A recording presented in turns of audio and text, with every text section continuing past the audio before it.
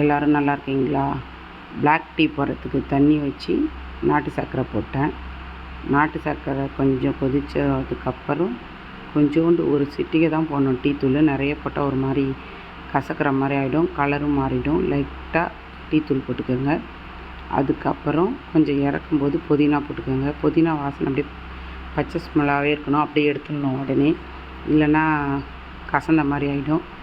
உடனே எடுத்து ஃபில்ட்ரு பண்ணி கப்பில் ஊற்றி குடித்தா சூப்பராக டேஸ்ட்டாக இருக்கும்.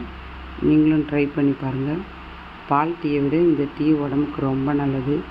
வெறும் நாட்டு சர்க்கரை, புதினா, லைட்டாக டீ தூள் தான்.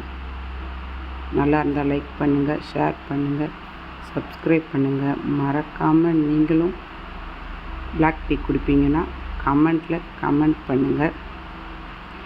நானும் எங்கள் வீட்டுக்காரரும் குடித்தேங்க. சூப்பராக இருந்துச்சு tea. Okay, tata, bye by.